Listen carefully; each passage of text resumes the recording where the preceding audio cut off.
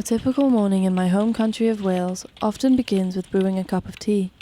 It may be known to be the quintessential British drink, but really it's a foreign import bringing together hundreds of years of culture into one cup, much the same way as in the US, a country made up of over 330 million diverse people that came together over centuries from all parts of the world to create a distinct environment by forming an amalgamation of their different cultures.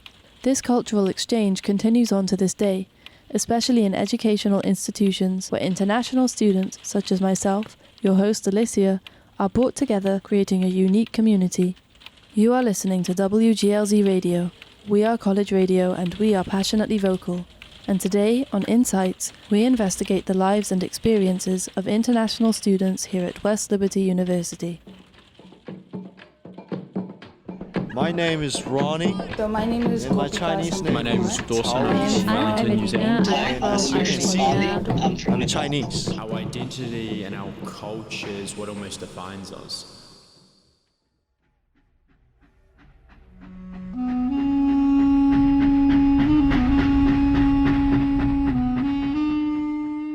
The first stop is Armenia, a landlocked country bordering Turkey, Georgia and Azerbaijan. The country boasts a very long and rich history, spanning a longer time period than many of Europe's countries. Evelina Martirosyan is a sophomore on the women's tennis team at West Liberty University and hails from Yerevan, Armenia's capital city with a population of over 1 million people. We are the first country ever to accept Christianity as our main religion in 301. So we have a lot of churches in the country. The nature in Armenia is beautiful and it's kind of similar to the one in West Virginia because we have a lot of forests and a lot of mountains. Next stop, India.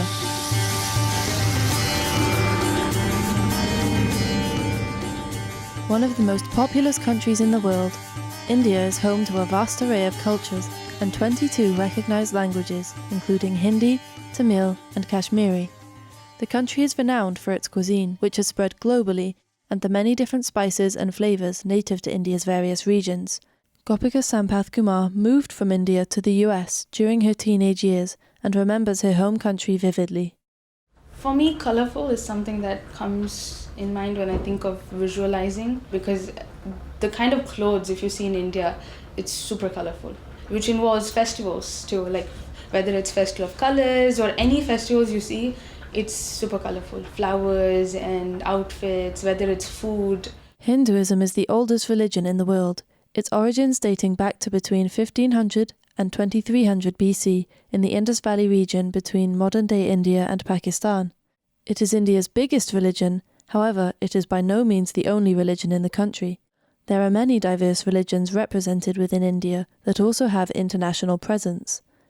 Gopika belongs to a belief system known as ISKCON and shared some details about its history. It stands for International Society for Krishna Consciousness. That's what ISKCON stands for. And this is originated in Calcutta. Like the founder of this movement is Srila Prabhupada. They believed that knowledge should be given to everyone. It wasn't based on the caste.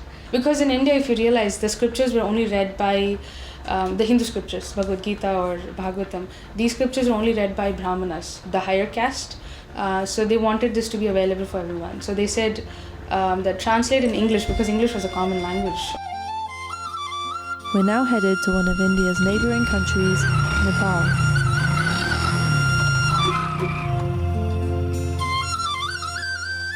Perhaps best known for its perilous but beautiful mountainous terrain, Nepal is home of the Himalayas, as well as several other geographical regions. The country's culture is also very warm and inviting towards guests, and the people of Nepal are known to be generous hosts, which Umesh Nepali, a former student of West Liberty University, tells more about. We consider guests are sent by God, so we respect a lot, and we try to help them as much as we can, and we try to make their visit pretty fruitful and recreational. Heading across the Indian Ocean, you will find New Zealand.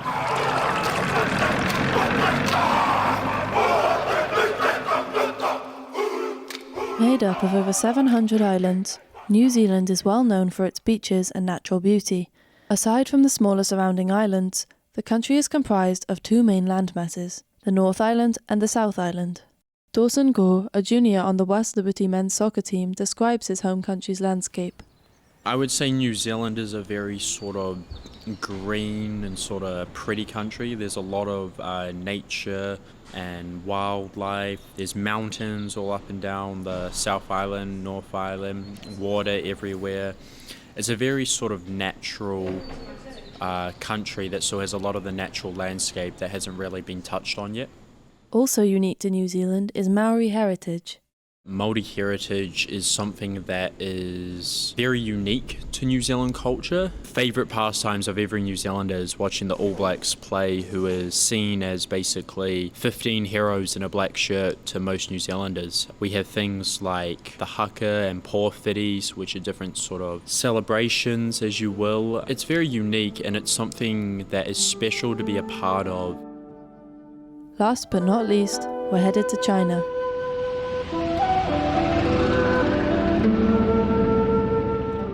China holds many records. It is one of the world's oldest countries, one of the most populated countries, and houses the world's largest statue army, known as the Terracotta Army. There are many traditions and festivals in China, including Lunar New Year, which begins on the first new moon of the new calendar year and ending on the first full moon, and the holiday is celebrated with lanterns, fireworks, dancing, and food.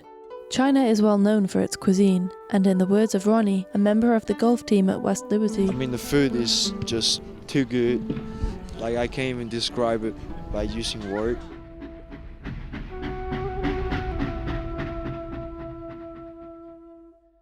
This is Insights on WGLZ Radio, and you're here with Elysia as we now look into how the experiences of students from such different countries vary. There are numerous factors that may influence someone's decision to study abroad. For many international students, sports and the opportunity to play in college are a driving force behind their move to the US. Evelina discusses this topic more in depth. My parents told me that there is a chance to come here, and then I did more research and found out actually that you can come here with your tennis and continue studying. Others, such as Umesh, come to experience a different education system, with many students engaging in foreign exchange programs. When I first came here, I was an exchange student from Nepal. But after I went back, I came here as a regular student. So the education system here is better than in Nepal. The move to a new country can be very intimidating, particularly when moving to a culture so different to your own, as was the case for Gopika. She explained that at first, she was worried that wearing traditional Indian clothing with which she had fallen in love would result in bullying from her peers, as the clothing would be very different to what they were accustomed to. However, her experience was different from her expectations. Everyone loved my outfit. I was not bullied at all. Rather, I was like the spotlight. And I was like, oh, I love your dress. Like, people I've never seen, like never spoken before, they would just come up to me and appreciate how pretty the colors were or the outfit was or how it looked. For Ronnie, the move to the US when he was 11 years old posed a different dilemma. At the beginning, it was not fun because I couldn't speak any English. So I barely have any communication with anybody. But I want to make friends, so I will still go out using the only word I know and try to talk with them. In addition to moving to a new country at such a young age, Ronnie also came alone without his parents. For many people, this would be very intimidating. However, Ronnie said that he was excited, and that, like many other internationals, the move was easier as he had prior experience with travelling and being away from home. They sent me out to private school since I was 6, 7, so I got used to it, living in the dorms. Another interesting anecdote that Ronnie shared was about his time spent as a monk in a Chinese monastery. So I went to a monk school, and they have their own language. I can't speak their language, so I couldn't go to their classes. So what I was doing is pretty much cleaning dishes, wiping floor.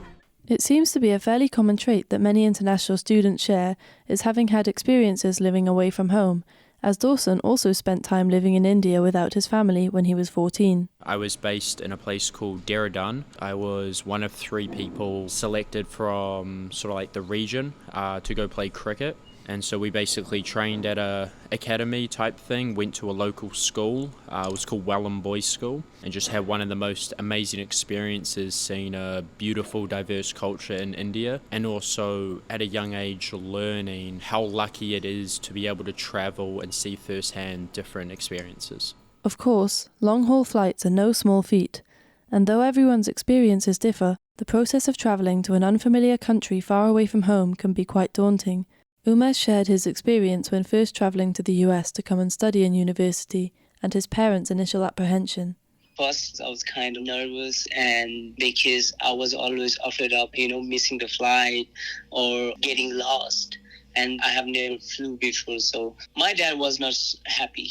My mom was like, oh, go explore yourself. But my dad, he really wanted me to be a doctor in Nepal, and we have our own polyclinic, and he wanted me to take over the polyclinic. But now they are proud. Every time I do FaceTime them, they are always excited about knowing more about here, what I do, more about culture, Though it is not only the student travelling away from home who may experience anxieties about being so far from family, parents too face many difficulties, and it can be hard to see your child move away.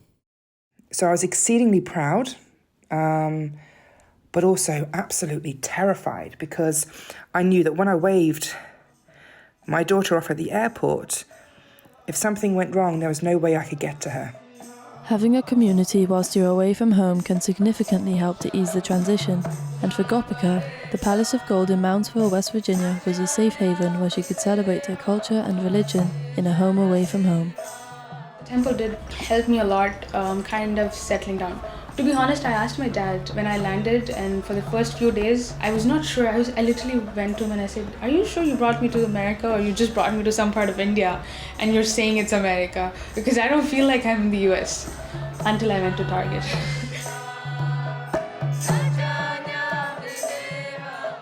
Ultimately, for many people, the US represents a land of opportunity and the place where their hopes and dreams of a successful career stand their best chance of becoming a reality. Umesh has been working in a medical laboratory in West Virginia and has found the working environment to be quite different to in Nepal. I think the working culture here is pretty intense, and at the same time, putting out that effort and having different job opportunities actually help you to be more successful, to want more. I think I've become more ambitious and not satisfied with what I have achieved until now. Often, when you are surrounded by something, it is so easy to take for granted how truly special it is. And as I have found in my own experience since moving away from Wales, I have learned to appreciate my country and the Welsh and Celtic culture so much more than ever before, giving me a sense of pride in my heritage that I never previously felt. Many other international students that I have met have expressed a similar sentiment of a growing appreciation for their home countries. As you move away from home and that you want to almost become more connected with your culture and your identity, as it's something you've always been a part of. There's a lot of things in New Zealand I took for granted. Now that I'm away from home, I'm seeing sort of how special they are.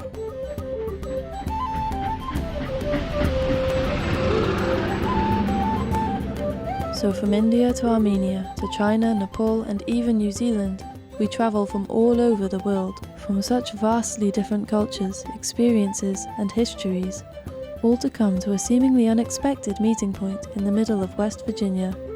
This is Elysia, and you are listening to WGLZ Radio. We are college radio, and we are passionately vocal. It seems that through all of the trials and tribulations that come with being an international student, being far from home, language barriers, culture shock, and travelling long distances, we are all in search of opportunity, binding us with a sense of community and camaraderie, and in the end, despite all the ways in which we contrast, we are united by our differences. It's your journey. You have to make the decisions. You have to choose the path.